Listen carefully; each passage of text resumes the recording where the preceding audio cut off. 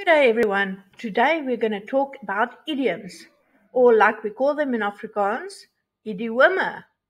Idiome is when we mean something completely different to what we are saying. Right, so our first one is nou gaan die poppe dans. But trust me, this one has nothing to do with dolls or playing. It means there is trouble on the way. When someone says, nou gaan die poppe dans, you can know something big is going to happen now. Our next one is, dis nou 'n tamaletjie. Tamaletjie is basically toffee, which actually explains the idiom. It means this is a bit of a sticky situation. It is not a straightforward thing that I can just sort out. Our next one is, jy het 'n skroef los. And trust me, this has nothing to do with carpentry. It means you are crazy, and it is usually meant as a bit of an insult. This cool dude brings us to water van 'n een se rug af, like water off a duck's back. It means when you really could not care less.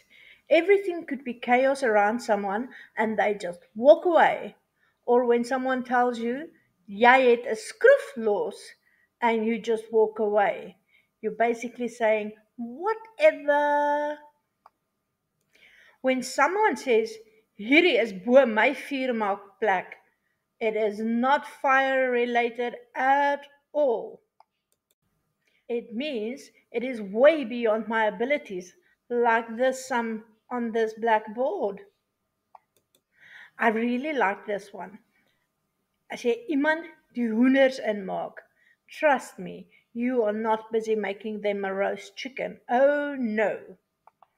When you are making someone die hoenders in, you're busy annoying them or irritating them or just making them so angry. Het iemand al ooit vir jou gesê, ek het 'n voeltjie hoor fluit? Well, they were most probably not talking about the birds chirping outside. It means they've heard a rumor about something that may be true or not. And since we're now busy with nature-related idioms, here's another one. Daar is 'n slang in die gras. Don't worry, no need to run. Or maybe you should, because this means there is something wrong. A person normally says this when they're suspecting something is off. Cool, that brings us to the end of today's lesson about idioms. Have fun using them in your orals, essays, and day-to-day conversations with an Afrikaans-speaking person. Remember, if you like this video, press like and subscribe below. Until next time.